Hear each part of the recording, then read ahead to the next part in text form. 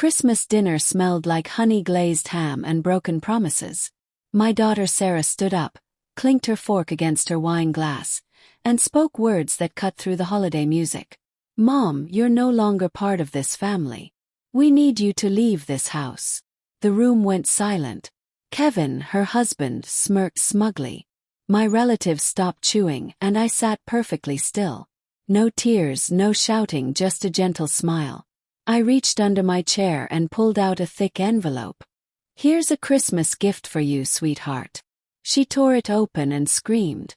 The dining room froze completely. That scream was the sound of my victory. This is just the beginning.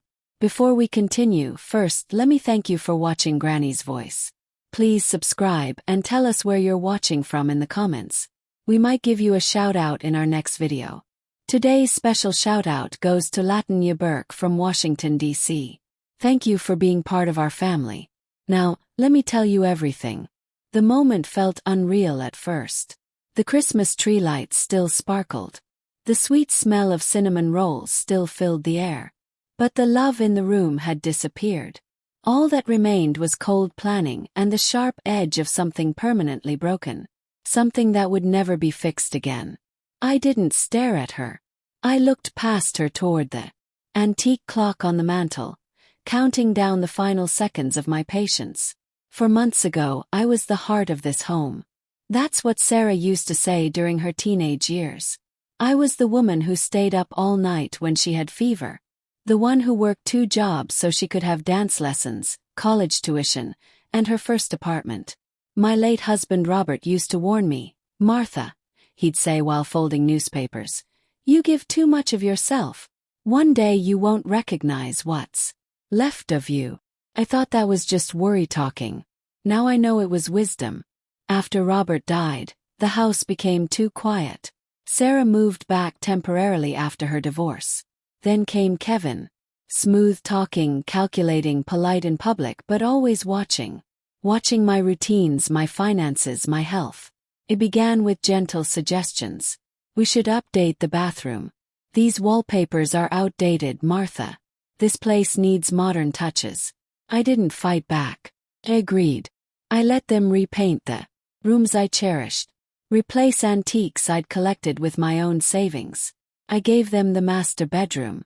After all, I preferred the sewing room. I enjoyed the privacy, but privacy doesn't mean ignorant. About 10 months ago, I noticed they'd stopped including me in their dinner plans.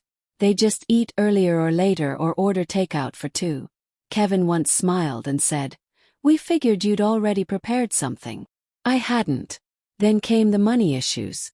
Sarah asked to combine some bills into one shared account for convenience. She'd handle the payments, she said. "Let me take care of you, Mom."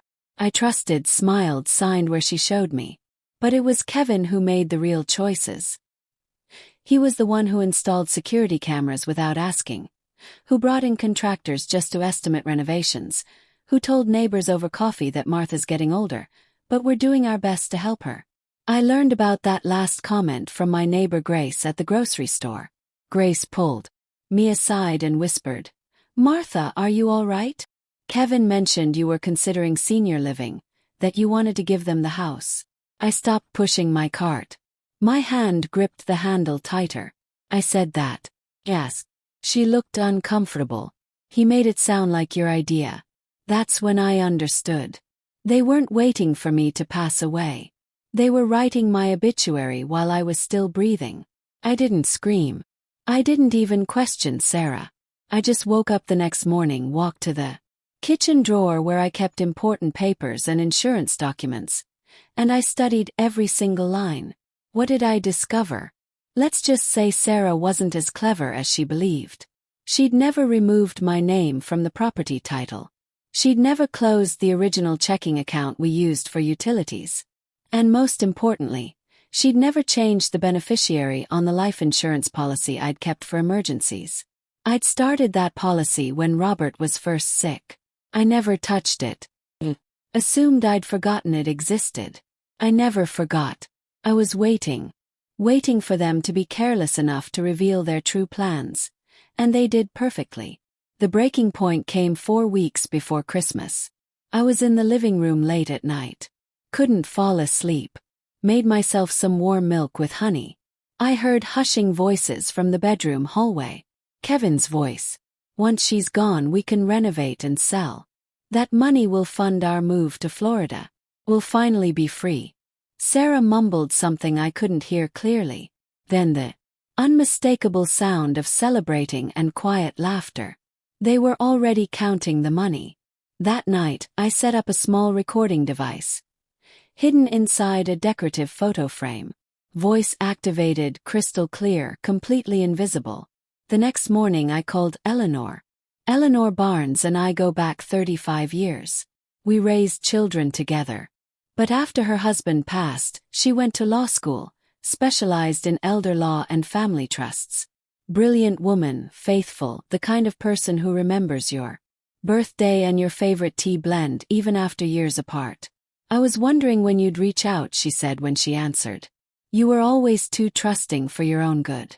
I'm finished being trusting, I said. What followed were 4 weeks of careful planning, legal paperwork, trust modifications, account transfers, and one beautiful, devastating letter sealed in elegant cream paper with no return address. I didn't tell anyone, not even my sister Helen. I just acted my part, gentle, quiet, fading until Christmas. The tree was decorated, carols playing, family gathered. Kevin had insisted on hosting the family celebration this year. His first time taking charge from me. You've done enough, Martha, he'd said, voice syrupy sweet. Let us handle everything. I was seated at the far end of the table near the window where Robert's portrait used to hang. They'd replaced it with modern art, black, silver, and gray. It looked like someone had splattered paint on canvas and charged money for it. Still, I smiled, ate politely, observed, and then Sarah stood, raised her glass and said it. Mom, you're no longer part of this family. We need you to leave this house. I didn't flinch. Kevin glanced around, measuring reactions. The table went dead silent. Uncle Frank dropped his spoon. My niece Jenny let out a shocked gasp, then covered her mouth. I didn't argue, didn't beg, didn't ask why. Instead, I reached under my chair, retrieved a sealed envelope, and slid it across the table towards Sarah with a calm, steady smile. Here's your Christmas gift, sweetheart. She rolled her eyes. Ripped it open. Read the first document, then the second, then the third. Her hands began shaking. What is this? She hissed. Kevin leaned over, took one look, went pale, then whispered, barely audible. Oh my God! Everyone watched. But nobody spoke because sometimes silence is the loudest sound in a room, especially when it's the sound of an empire falling. I didn't rest that night. After the dinner, after the envelope, the scream and the shocked silence, I drove to the small cottage I'd rented under a different name.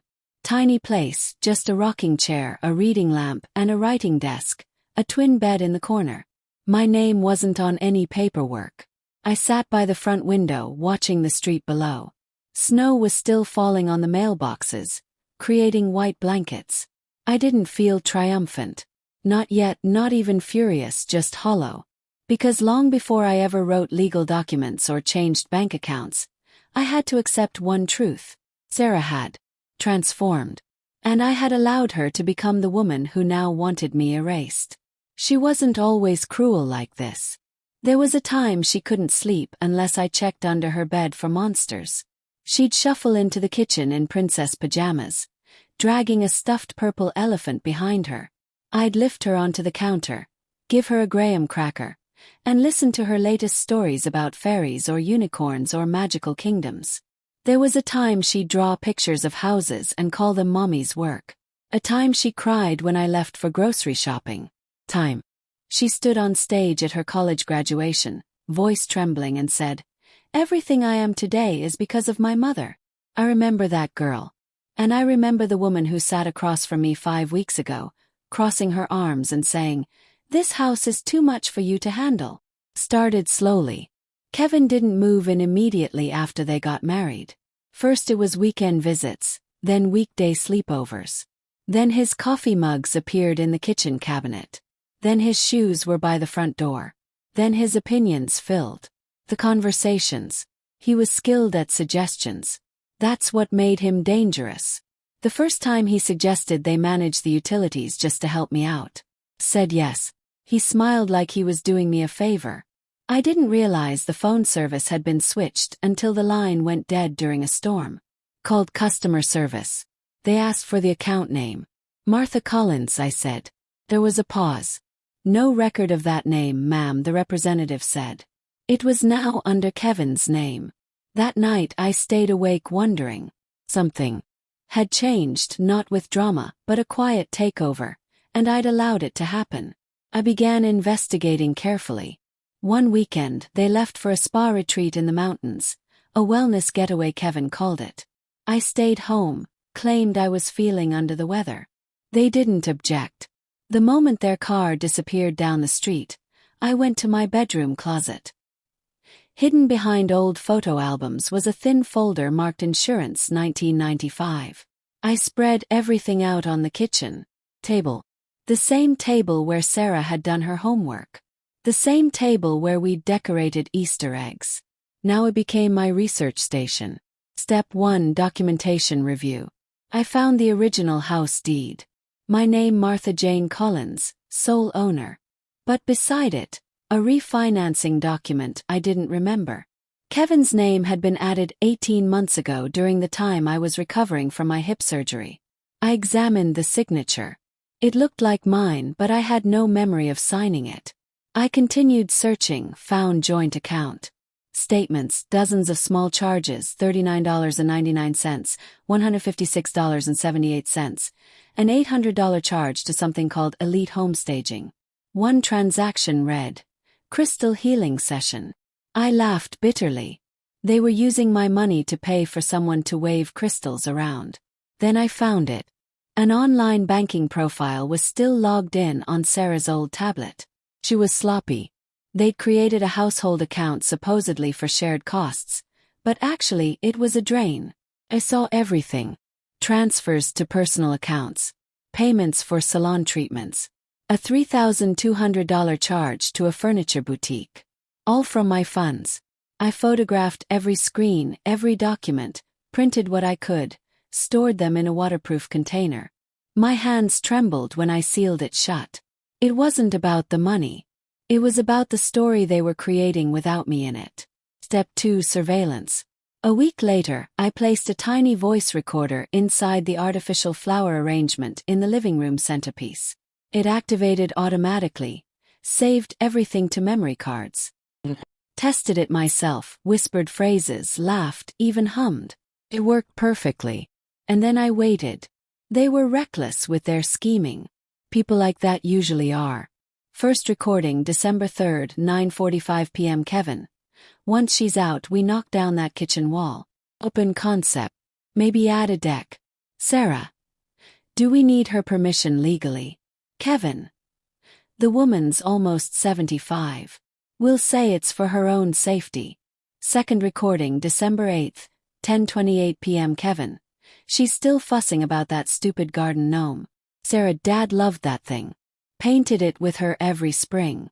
Kevin. Then maybe she should go live with it in the yard. They giggled. I didn't. Step 3: The estate plan. Eleanor and I met at a coffee shop near the lake. She ordered herbal tea.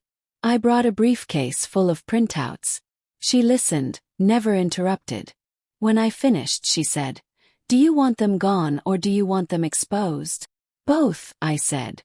So we restructured my estate, everything to a children's literacy foundation. We closed old accounts, froze access. We established a property trust, putting the house in a new legal structure only I controlled, and we prepared formal eviction papers dated December 25th. Eleanor reviewed each document twice. Her blue pen marked corrections in the margins. "Are you certain about this?" she asked. I didn't answer immediately. I looked out the window. A little girl walked by holding her mother's hand. The mother bent down to tie her shoe, maybe tell a joke. The girl giggled so hard she bounced on her toes. I remembered walking like that with Sarah. She used to think my hands were gentle enough to fix any hurt. I turned back to Eleanor. I was certain when I heard my daughter ask if I was mentally fit to own property. Eleanor nodded. Then let's make the cut clean and decisive. Back at the house, I continued my performance. Gentle, polite, invisible. But every time I walked past that flower arrangement, I looked down at it and I smiled because while they were planning their future, I was documenting their betrayal. I first learned about the Christmas dinner from Helen, my sister. "Martha," she said over the phone, trying to sound casual. "I heard Kevin's organizing something special for Christmas Eve. He's inviting everyone. Cousins, aunts, even the Johnsons from next door." I paused, letting that information sink in. "Really?" I said, stirring the coffee I wasn't going to drink. "Interesting, I live in that house." Nobody mentioned it to me. There was silence on the line. I could hear Helen's breathing, uncertain whether to continue, but she did. "He also told Cousin Betty that you've been having memory problems lately. That you've been getting confused. That you might need assisted living soon." I didn't respond because I wasn't surprised. I was prepared. They were finally going to do it. To show everything they'd whispered behind closed doors. Now it was going public. And they'd chosen Christmas Eve deliberately. How perfect. Kevin was smart. He understood presentation. A room full of extended family, holiday spirit, and emotional manipulation. Mom's not thinking clearly anymore. We're just protecting her safety. She can't handle things she used to manage. They weren't just trying to remove me. They wanted the audience to applaud while they did it. But they forgot one thing: I had built that house. And I knew every corner of it, every hiding place, every sound, every foundation beam. So if they wanted to create a stage, fine. Let them. I provide the lighting, the guests, the timing. But I'd write the ending. I spent the next 3 days in what I now call headquarters, my cottage. I organized everything. The folder was thick, nearly overflowing now. The bank statements showing Kevin's spending patterns. The audio files carefully transcribed and organized by date and time. The screenshots of money transfers between Kevin and his brother with notes like, "When the old lady's finally gone." The property trust documents that removed Sarah's legal claim to the house. The eviction notice dated December 25th, printed on official legal paper. I didn't sleep. I prepared. Eleanor called to confirm details. "Still committed?" "Yes." "Good. Just remember they'll try to twist this story." "I'm not worried about their lies," I said. "I have evidence and the room will witness it." He paused. "Martha, this isn't just legal. This is deeply personal. Are you sure you want to handle it this way?" "I didn't write the opening of this story," I said. "But I'm absolutely writing the conclusion." December 22nd. I returned to the house with a box of chocolates and a story about wanting to make peace before Christmas. Sarah acted her part. Awkward hug. Forced smile. Kevin barely acknowledged me, but he offered me leftover casserole. Progress, I thought. Looking forward to the big celebration. I asked, pretending casual curiosity. Kevin tilted his head. "Who mentioned that?" Smiled. "Helen said something. Big gathering. Sounds lovely." He shrugged. "Not too big, just family. Thought we'd do something nice, since things have been stressful lately." He nodded. "I think it's a wonderful idea," I said. And he smiled, so confident in his control. I spent the next 3 nights moving. Carefully, silently. When Sarah was out and Kevin was in the shower, I slipped into the spare room and replaced the framed photo of them on the dresser with a folder identical to mine. Decoy, a distraction. Mine, the real one, was hidden beneath the loose floorboard in the hall closet. There was a secret compartment Robert and I had installed years ago, just large enough for emergency cash or important papers. Perfect, I thought, that the final strike would come from the one space in the house they never bothered with, because it contained nothing worth posting on social media. December 24th, Christmas Eve. The house buzzed with activity. Fairy lights twinkled. A candle smelling of vanilla and pine burned on the coffee table. Trays of food appeared continuously. Stuffed peppers, sweet potato casserole, That honey-glazed ham Kevin insisted on making each year. The table was long and elegant, covered in white linen. My grandmother's china was displayed like museum pieces, but the heart was missing. It was just decoration now. I watched the guests arrive. Cousin Betty, Uncle Frank and his wife Dorothy. Even the Johnsons, as promised, showed up with a bottle of cheap wine and nervous smiles. I wore a burgundy dress, pearl earrings, and the gold bracelet Robert had given me on our 30th anniversary. I looked like the spirit of someone they all used to respect. At 7:30 p.m., the room was packed. The fireplace crackled. Conversation flowed around the room like expensive perfume. Sarah stood, glass raised, smile too bright. "Can I have everyone's attention?" she called. Out, tapping her glass with a knife. The room quieted. I sat, completely still, hands folded in my lap, a thick envelope tucked beneath my chair. Kevin placed a hand on Sarah's shoulder, eyes shining with anticipation. "Thank you all for being here," Sarah began. "Tonight's about family, about responsibility, and about making sure our loved ones are protected." I could feel it building. "Some of you might have noticed my mother's been struggling this past year." Soft gasp. Eyes turned toward me. I didn't react. "She's been forgetful, disoriented, sometimes lost. And that's understandable. It's part of getting older. But we wanted to share some important news." She took a breath. "We've started the process of taking guardianship just to ensure everything is handled properly, financially and legally." Kevin added sweetly, "It's not about taking control. It's about love and protection." I stood up, chairs creaked, glasses clinked. "Before you finish that speech," I said, "I'd like to share a gift of my own." I reached under the chair and pulled out the envelope. Kevin's smile disappeared. Sarah raised an eyebrow questioningly.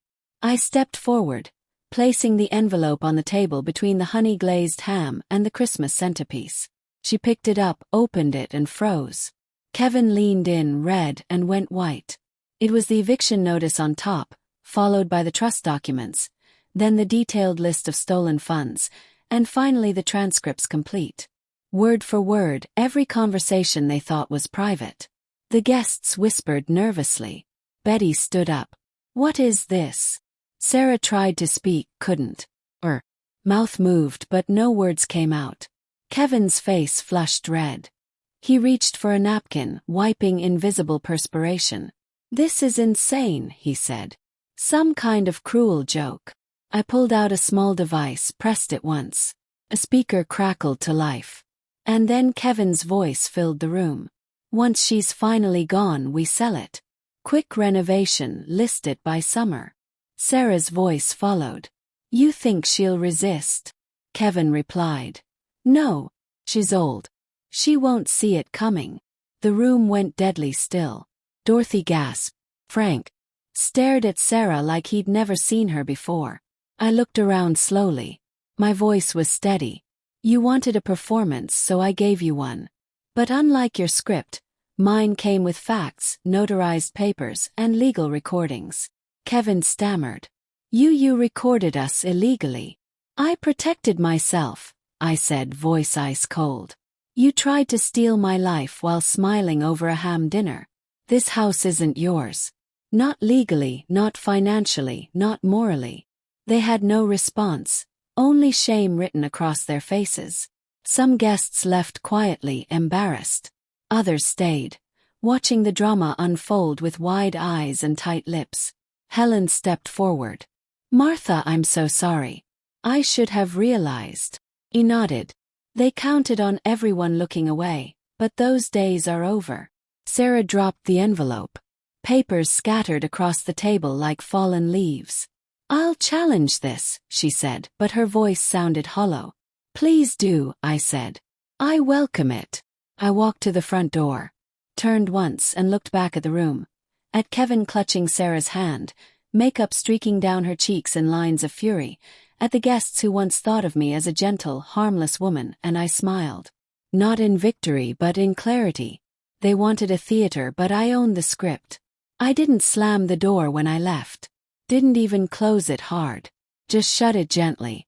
Clean, final, definitive. The sound echoed behind me, muffled by snow, but sharp in my heart. It was the sound of a home releasing a truth it had held too long.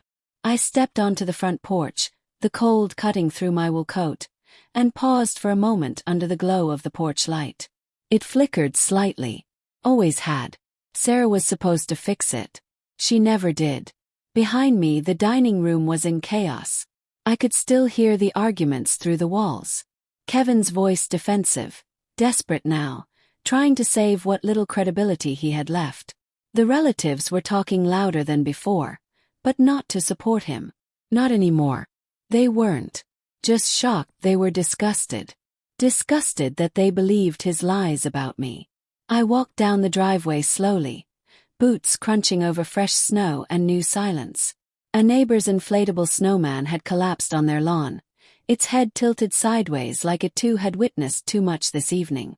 Halfway down the block, my phone vibrated. Helen, I stopped. Let it ring. She called again. Then came the text.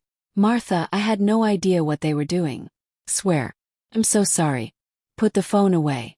Not because I was angry with her. I wasn't. But apologies are complicated things. And I already had enough complexity to process tonight. When I returned to the cottage, I turned off every light except the one on my desk. The folder lay open, its contents no longer weapons, just proof now. Cold, factual, completed. I sat down, removed my pearl earrings, and looked at the photo of Robert beside the lamp. He was laughing in that picture, head thrown back, eyes crinkled with joy. It was taken the year we planted the apple tree. Sarah was 15. He had dirt under his fingernails. I whispered, "It's finished." But the quiet that followed didn't feel victorious. It felt empty. I didn't sleep that night either. Around 3 a.m., I stood by the window and watched fresh snow continue falling. A police car drove past slowly, its tires whispering on wet asphalt. I thought about what Sarah looked like when she was 7, her pigtails bouncing as she ran. How she once sobbed because she accidentally broke the ceramic angel I treasured. Said she was afraid I'd stop loving her. And now she wanted me. Deleted from her world. The next morning I brewed a pot of tea, chamomile, soothing, warm, just the way Eleanor preferred it. I sent her a single text. "It's done. Thank you." She replied within minutes. "They'll try to control the narrative. Be ready." I was prepared. By noon the first wave came. Voicemail number 1. Cousin Betty. Her voice was shaky, like she wasn't sure she should be calling. "Martha, I don't know what to say." Believed Sarah completely. I did. "But after what you revealed tonight, I'm ashamed. If you ever want to come for Sunday dinner again, you'd be more than welcome. Always." Voicemail number 2. Uncle Frank. More direct as usual. "Hell of a move, Martha. Never seen someone take a sucker punch and counter with paperwork. Damn impressed. You need help moving, you call me." Voicemail number 3. Sarah. I didn't answer. I didn't want to. The voicemail transcript was sufficient. "Mom, can we talk? Not like lawyer talk. Just talk. Please." I let it wait. By evening, the group photo from the night before, the one Kevin posted to Facebook with the caption, "Family means everything," was gone. Deleted. Comments had started appearing underneath it, I was told. Small things, pointed questions. Was this before or after the eviction? Wow, what a night that must have been. A house of carefully curated perfection was crumbling one post at a time. 3 days later, an envelope arrived. Not a text, not an email, a real handwritten letter from Kevin. I opened it with a butter knife, sat down and read, "Martha, I want to say I'm sorry, but I don't think that's what you're looking for. I know I betrayed you. I know we crossed terrible lines. I thought I was securing Sarah's future, our future. I didn't realize I was destroying your present. I don't expect forgiveness, but I hope someday you'll believe that it wasn't all calculated. Some of it was desperation.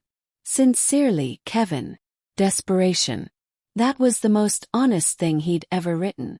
But desperation doesn't excuse theft. And regret doesn't rebuild trust.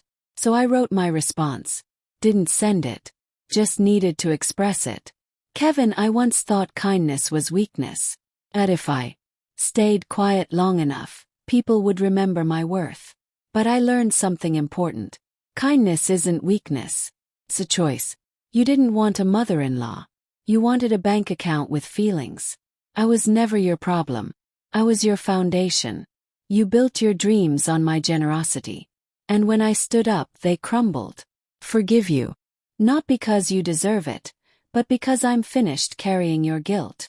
I folded it, placed it in the back of my desk drawer. It was never for him. It was for me. That Friday I met Eleanor for lunch. Brought a bottle of champagne and a knowing smile. Well, she said, settling into the booth, you've become the talk of the town, my friend. Ran into someone from church. She said, you hear what Martha Collins did on Christmas Eve? I said, no, but I bet it was brilliant. We laughed. Felt genuine. Eleanor leaned back. You thinking about keeping the house? I shook my head. I thought I would, but it's not mine anymore. Not really. Every room holds echoes I don't want to chase anymore. Then what? I looked out the window at the busy street. I sell it quietly to someone who wants to love it, not exploit it. And that's exactly what I did. 4 weeks later, the papers were signed, the deed transferred, the accounts closed, the funds moved. Clean, precise, final. The new owners were a young family, teachers, first house. I handed them the keys personally. Didn't say much, but when they asked, did you create anything special here? I just smiled and said, yes. And that was truly the end. That night, I returned to the cottage, poured a glass of water, sat at my desk, pulled out fresh stationery. I began writing a letter to Sarah, not to punish, not to blame, but to close the chapter where the story ends. Sarah, you were once the little girl who held my hand at the zoo and said, I want to take care of people like you do, Mom. I believed you, and then you took care of something else. A future without me in it. I won't chase you. I won't plead.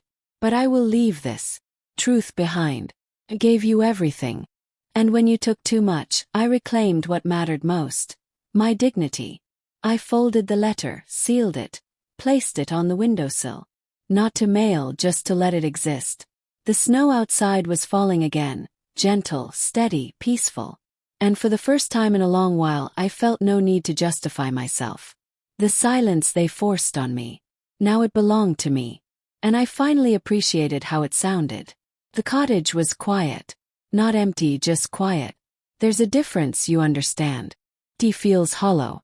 Quiet feels complete. And after all the noise of that Christmas, after the slammed accusations and the frozen assets and the stares from people who suddenly remembered who I was, quiet was the best gift I'd received in years. I unpacked slowly, one box at a time, no hurry. I had nowhere to be. No one was demanding my attention, and I loved it that way. The cottage was cozy, 2 rooms, 1 window, hardwood floors that creaked when I walked too quickly. But the best part, the part that convinced me, was the writing desk. Solid cherry, rounded corners, a brass handle shaped like a rose. Reminded me of the one Robert had in his home office back when he still did accounting work. I placed the reading lamp, his lamp, on the desk first, then the photo. Just him and Sarah. She was 10, gap-toothed smile. They were laughing about something I can't recall. That was the last picture we ever took with film. I didn't bring much with me from the house, just the lamp, the photo, a wooden box with 3 treasures inside. My mother's wedding ring, the small clay bowl Sarah made for me in art class, stick figures painted around the rim, and a shaky caption that read, "For the best mom ever," and the letter from Robert, the one he wrote the week before his surgery, the one I couldn't read until after he was gone. I opened it that night once more. Martha, if you're reading this, it means I didn't get to say goodbye properly. But I need you to understand something. You gave us everything. You built this life with your heart and your strength. And when I'm gone, I want you to build again. Not with rooms or plans, but with peace, with joy, with a quiet strength that made me fall in love with you. I closed the letter, set it beside the lamp. And that's when I decided to write my own. Not for Robert, not for Kevin, but for Sarah. It wasn't a plea or a rant or a catalogue of everything she'd done wrong. It was a mirror, something she could look into now or years from now and see not just the woman she betrayed, but the woman who chose not to destroy her in return. I sat down, pen in hand, paper smooth. The city sparkled beyond the window and I wrote, "Sarah, there are things you will carry longer than money, heavier than guilt, and more defining than success. One of those things is how you treated your mother and how she responded. You stole from me. That's true. You lied. You schemed. You tried to erase me from a home I built for you. But I didn't yell. I didn't curse. I didn't strike back in rage. Showed you the truth. I let it breathe. I let others witness it too. And I left because sometimes the loudest love is the one that walks away." Pause. Let the words settle. The ink still wet and glistening. Then I continued. "I don't hate you, Sarah, but I don't know you either. Not the woman who sat across from me on Christmas Eve and told me I was no longer family. Not the wife who let her husband use my age and my trust as weapons. Maybe one day you'll find the girl I once raised. The one who asked me to teach her how to braid friendship bracelets. The one who held my hand at your father's funeral. And if you do, tell her I forgive her." I signed it, folded it carefully, slipped it into a plain envelope. No name, no address. I didn't mail it, didn't intend to because it wasn't about sending. It was about releasing. And I had finally released everything I needed to. That afternoon I walked to the post office anyway, not to mail the letter, but to let it go. I dropped it into the charity box beside the entrance, letters for Santa and others in need. It would never be read, but it would no longer live in my drawer, pulsing like an old wound. Let someone else carry its weight now. I was finished. Over the next few weeks, life became simple. I started gardening again. Real flowers, not legal documents or bank statements. I walked every morning to the bakery down the street, sat by the window, learned the names of the staff. I helped the landlord fix the front gate just once. Old habits. Sometimes I'd see families walking by. Mothers with children in bright winter coats, couples sharing hot coffee, a grandmother pushing a stroller with a baby wrapped in soft blankets. I didn't envy them. I didn't hurt because I wasn't missing anything. I was healing something. Sarah never called again. Not after Christmas. Not after the papers were signed. Not after the house was sold. I assumed they moved somewhere. Kevin probably found another house to renovate, another story to tell. I didn't investigate. The point of a clean break is not to look back. And yet, one afternoon I received a package. No return address, brown paper, no markings. Inside was a photo, framed, simple, familiar. It was the original clay bowl Sarah had made when she was 8, the one I thought was lost forever. The same one that used to sit in my kitchen windowsill until Kevin had it packed away with other, outdated decorations. On the back of the frame, written in careful cursive, just 2 words. "Thank you." No signature. I didn't need one. I placed the photo on the shelf beside Robert's. Adjusted it so it caught the morning light.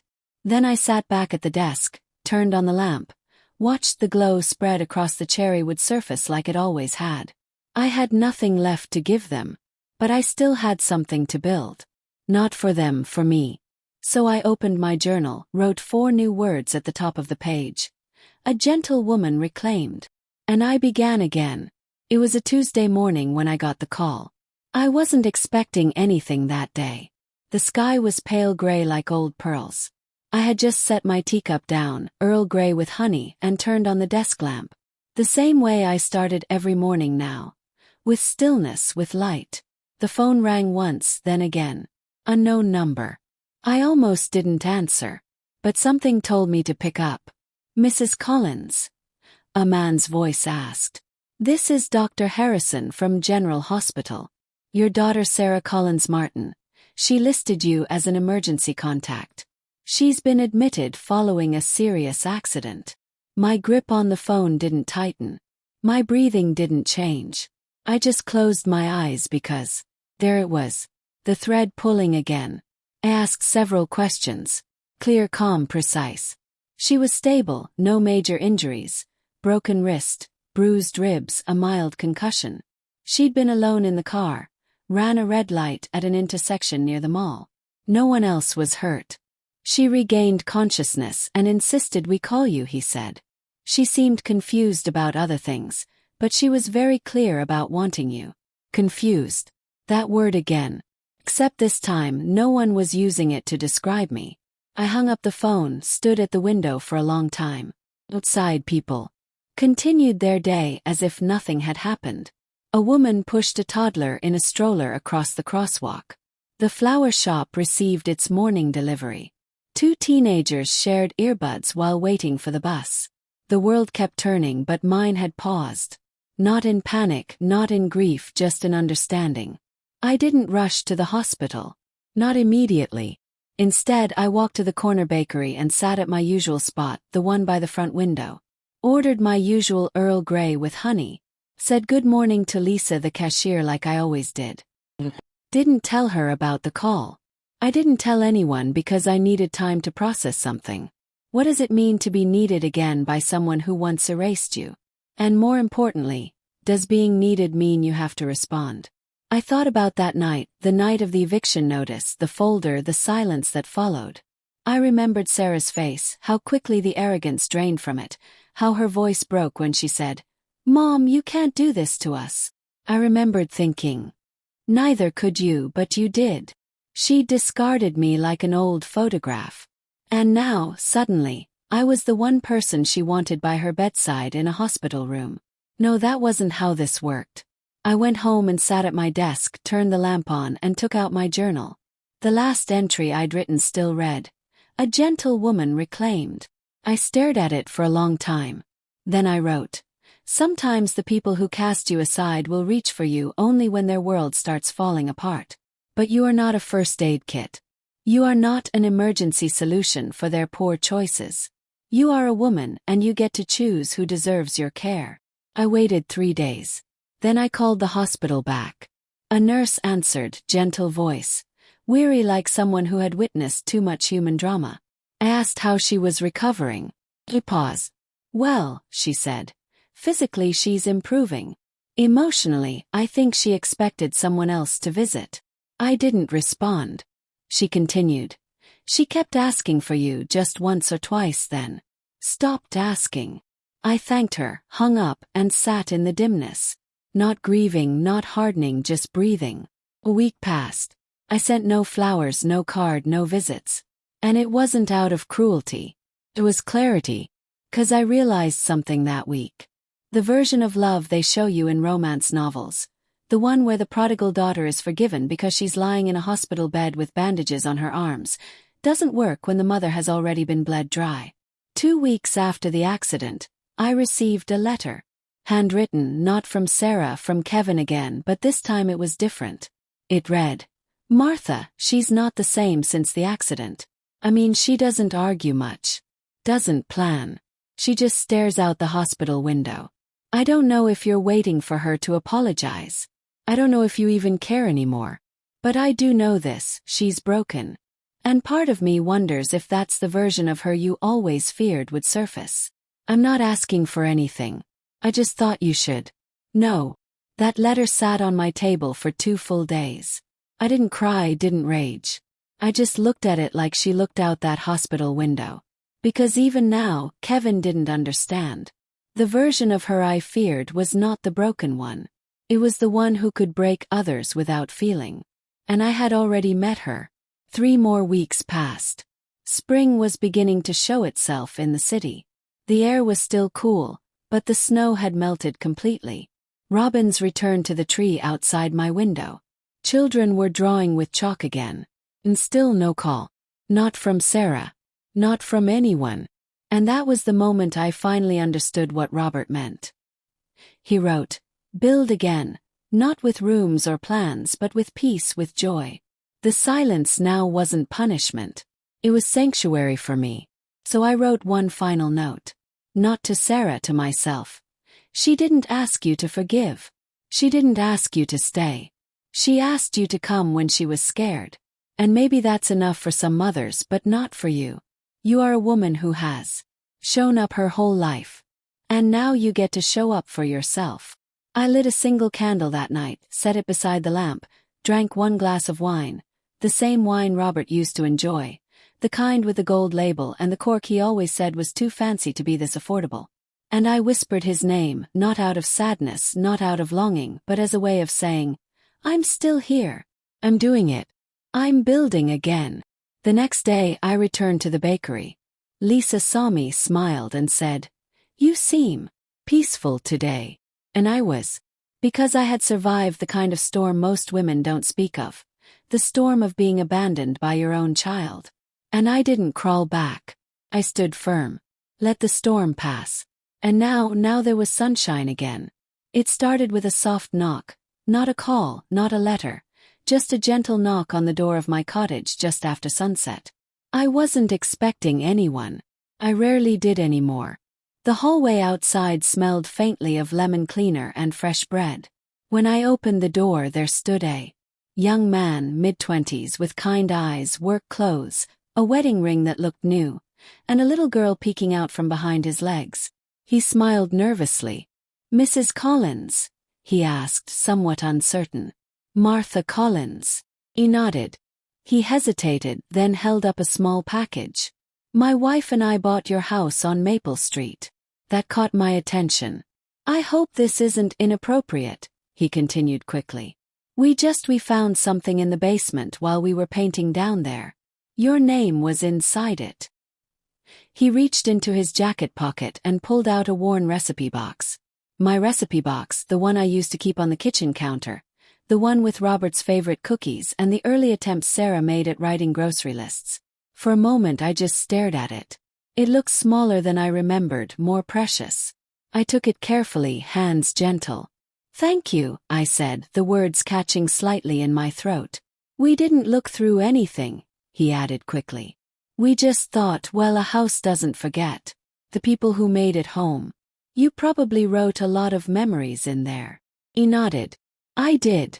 Before he turned to go, he paused. I know this might sound strange, he said. But would you like to see it again? The house. I didn't answer right away. Not because I was shocked, but because somewhere deep inside, I had always wondered what it would feel like to walk through that door again.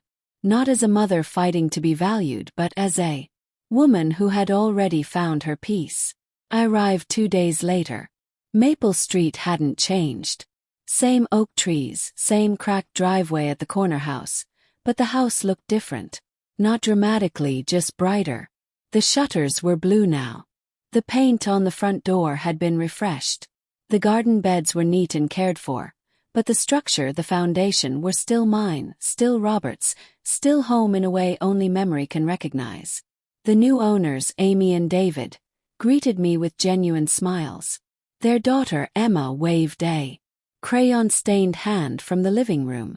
Inside, the house smelled like fresh bread and lavender, not honey, ham and deception. That was gone now. I stepped into the entryway and paused. The spot where I'd once set my purse after Robert's memorial service now held a small bench with children's shoes lined up neatly underneath. I looked left toward the dining room.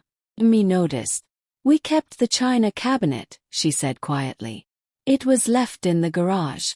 We refinished it. Didn't realize it was hand-carved until David sanded it down. Smiled. Robert would have loved that. He always said, real craftsmanship doesn't complain. It just endures the years. They gave me space to wander. No one hovered. I moved through the rooms slowly, like visiting an old friend in recovery. The kitchen was cheerier now. New backsplash, fresh paint. But the layout was the same. The window still looked out to the backyard. The cabinet above the stove still stuck slightly when opened. The spare room where they'd found the recipe box had been painted soft yellow. A rocking chair sat in the corner. Children's books filled small shelves, but the basement stairs, the ones with the creaky third step, I could see them clearly. They had fixed the step, but respectfully. I went down briefly, touched the wall where the box had been hidden, and smiled. Back in the living room, Amy offered coffee. Accepted this time. I was holding the recipe box with both hands now. flipping slowly through the index cards. There it was. Robert's favorite oatmeal cookies. Sarah's attempt at writing milk and eggs when she was 6. A photo tucked in the back of the three of us standing in the garden during a summer barbecue. I ran my finger over the edge of that photo. The corners had softened with time. This house, I said softly, held us together longer than we probably deserved. Amy tilted her head. That sounds melancholy. I shook my head. No, that sounds grateful. I thanked them again, stood to leave. David walked me to the door. Ma'am, he said suddenly, can I ask you something? Turned. Were you the one who planted the apple tree in the backyard? It's the most beautiful part of the whole yard. We couldn't believe how strong it was after all these years. I laughed softly, warmly. Yes, Robert and I. He made me replant it twice until it was sturdy enough to climb, he said. David grinned. He was right. Emma's already planning a tire swing for next summer. He nodded. Looked toward the backyard through the kitchen window. The late light caught the branches perfectly. Good, I said. It was planted for that. On the walk home I didn't feel haunted. I didn't feel bitter. Felt restored. Not to the house, but to the version of me that created it with love, with hands, with hope. Sarah and Kevin had tried to delete me. But houses don't forget their creators. Not when the walls were built with care. Not when the rooms once held the sound of lullabies, and now a new family had filled it with their joy. That was the justice I hadn't expected. Not revenge but renewal. Of coldness with warmth, of lies with laughter, of darkness with light. Back at the cottage, I placed the recipe box on the desk beside the lamp. I opened to a blank card and wrote a single sentence. The house no longer remembers the betrayal. It remembers the love. I turned off the light, sat in the darkness, but the darkness no longer felt like erasure. Felt like rest. It was a Sunday when she appeared. I remember because it was the one day the park felt truly peaceful. No joggers, no dog walkers. Just old trees swaying above the walking path and the occasional family with more hope than hurry. I always sat on the same bench, the one facing the small pond, third from the right. Robert loved it because it stayed shaded most of the day, even in summer. He said the reflections on the water looked like moving stained glass. I'd been sitting there for maybe 30 minutes when I saw her. Sarah, my daughter. She approached with the careful steps of someone unsure if they were welcome. She looked thinner than I remembered. Her hair was shorter, and the clothes didn't fit quite right. Her shoes were practical, but they looked worn, like she'd been walking more than driving. She stopped 4 feet from the bench. May I sit? She asked, voice. Mo. I didn't move, just gestured to the far end of the bench. Not next to me, just enough space for truth to sit between us. She took the hint and the seat. We sat like that for a while. 2 women sharing blood and silence. I let her be the one to break it. I heard you visited the house, she said. He nodded. Said nothing. She cleared her throat. They told me you left something behind, a recipe box or something. Still nothing from me. Her hands fidgeted with her purse strap. Kevin said you seemed happy, that you even smiled. I turned my head slowly. You handed me eviction papers, Sarah, I said flatly. On Christmas. She looked down, bit her lip. You stood up at that table and erased me in front of Kevin. In front of people who once called me aunt, friend, neighbor. She didn't speak. Continued. You took my home, my savings, my dignity, and you did it with a raised glass. Her voice came barely above a whisper. I thought you'd fight back harder.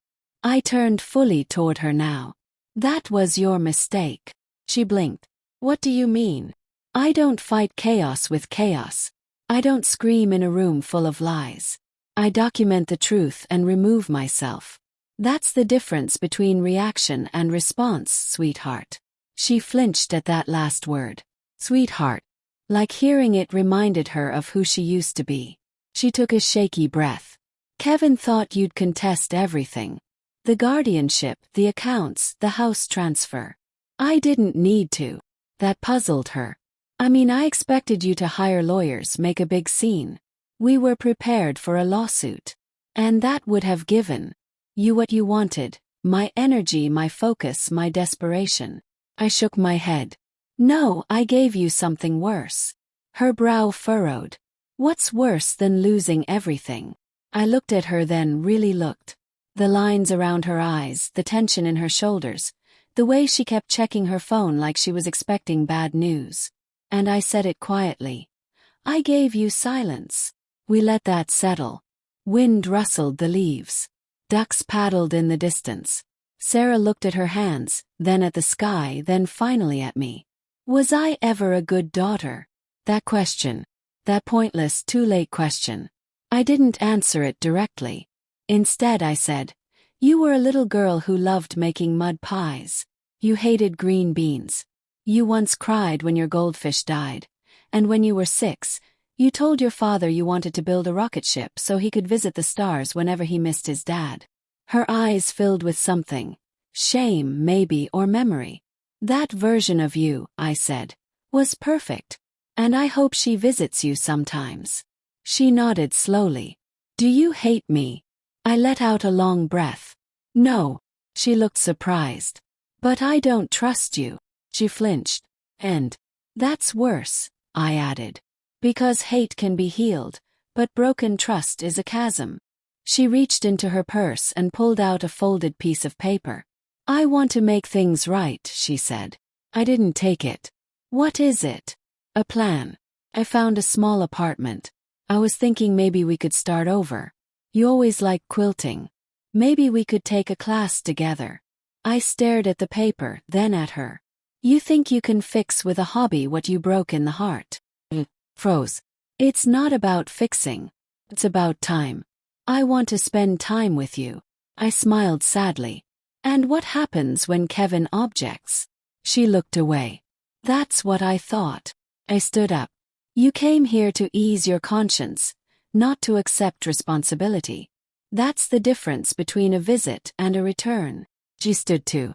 Mom. I turned my head sharply. No. Don't say that if you don't mean it. She swallowed hard, then said, almost pleading. Martha. I paused. That was the first time she'd called me by my name. Since she was 14 and angry I wouldn't let her go to a party. Martha, she said again. If I said I was sorry, would you believe me? I looked at the pond, then at the spot where Robert once fed ducks while laughing at something silly, then at the place where Sarah once scraped her elbow learning to ride a bike. No, I said quietly. But I'd believe you meant it in the moment. And that's something. We stood there, 2 women, a bench, a lifetime between them. She stepped forward like she might hug me. I stepped back. No, I said. Not yet. She nodded. Didn't argue. Didn't ask when yet might be. Then she turned and walked away. Not quickly, not dramatically, just quietly. I sat back down on the bench. Let the world return to stillness. I took out a pen from my coat pocket, opened the back of Robert's old recipe box, and wrote, Some people knock to apologize. Others knock to see if the door is still unlocked. Either way, I choose when to answer. 4 weeks after the park bench, 4 weeks after Sarah walked away lighter maybe, but still uncertain whether that lightness would last, I sat in a wood-paneled office that smelled like old books and fresh coffee. Across from me was Eleanor, my attorney friend, and the only person I trusted with secrets that could change lives. She poured the coffee herself. French roast, she said. You always preferred the strong ones. Smirk. I've developed a taste for strength. She set the cup down and slid a folder across the desk. Everything's finalized. The trust has matured. The investigation is complete and the buyer is confirmed. I opened the folder. Inside. Crisp documents, each one quiet as prayer, but as powerful as lightning. The original property deed transfer. Kevin thought he'd secured, voided by a clause he didn't read because Sarah had rushed him through it. The life insurance withdrawal, frozen due to the fraud investigation I had initiated legally. And the most poetic part, the house, the one they thought was finally theirs, the same house I had left willingly. Eleanor pointed to the last page. Signed this morning. You're officially leasing it to the Historic Preservation Society for 20 years. Chuckled. She'll be furious. Eleanor grinned. Let her be. She'll be angry from the guest room of a rental property. It hadn't been anger that motivated me. It had been mathematics. While Sarah and Kevin celebrated their supposed inheritance, I had quietly opened new accounts, met with attorneys under different names, moved assets not out of spite but into safety. I hired a financial investigator who specialized in elder financial abuse. I told her clearly, I'm not trying to destroy them. I'm trying to expose them. She nodded and said, then we'll use transparency as our weapon. It started with the insurance policies. Sarah had changed the beneficiary on one of mine without proper authorization. A common trick, but illegal if done through manipulation. I let it stand, let her believe she'd succeeded, until I requested a copy of the authorization recording from the company. She hadn't forged my signature, but she had pressured me subtly during a phone call. That conversation had been recorded, and it was sufficient evidence. Next was the property manipulation. The vacation cabin in Colorado Kevin tried to sell, but he didn't know it was held in a family trust, one that required both signatures. And the second signer was Robert. Yes, even after death, his name carried legal weight. I had established him as co-trustee of that specific property, which meant Kevin had attempted real estate fraud. Eleanor leaned back. They thought you had given up. He nodded. They confused gentleness with surrender. He paused. You sure you want to proceed with this final part? I looked at the last document on the desk, the one Sarah and Kevin couldn't see coming. A certified letter to the tax authority, requesting an audit, not to punish, but to clarify, because the gifts they claimed from me had been categorized as non-taxable family transfers. But now they'd be reclassified as misappropriated funds. The amount: over $380,000. Eleanor tapped the file. They'll owe more than they've ever earned combined. I took a long sip of coffee. And they'll pay it while staring at a house that no longer belongs to them. A week later, the first cracks appeared. Sarah called. I let it go to voicemail. The next day she emailed, Mom, we need to talk. Then another. I think there's been a mistake with the property paperwork. Then finally, Kevin's panicking. I didn't know about the tax investigation. Can we please meet? I responded only once. Brief email. Subject line. Clarity. Body. Everything that's happening is legal. Everything that's happening is fair. And everything that's happening is the result of choices. I loved you more than you ever appreciated. And I forgive you. But forgiveness is not an invitation back. It's a boundary forward. Martha. Eleanor said I could pursue them legally. Said we had enough for a criminal case, but I declined. No headlines, no drama, just consequences. Let the quiet hand of justice take over. Kevin left first. His family didn't support being investigated. Then Sarah took unpaid leave from her job. I heard she tried to access a retirement fund early. Denied, flagged, reviewed. It was never about revenge. It was about rebalancing, letting the weight of their actions tip the scales without me ever needing to add pressure. One day, months later, I walked past my old house. It had been restored beautifully. The Preservation Society had added a small plaque by the mailbox. Collins Home, Easton 1982. I stood there for a moment. A jogger paused. You know this place? She asked. He nodded. Beautiful foundation, she said. Smiled. Built to last, I replied. Then I turned and walked away. Not because I was forgotten, but because I had become something stronger than a name on a sheet. I had become unshakable. I never returned to live in the house, even after Sarah and Kevin packed their belongings. Even after the final notice from the tax authority arrived in their mailbox.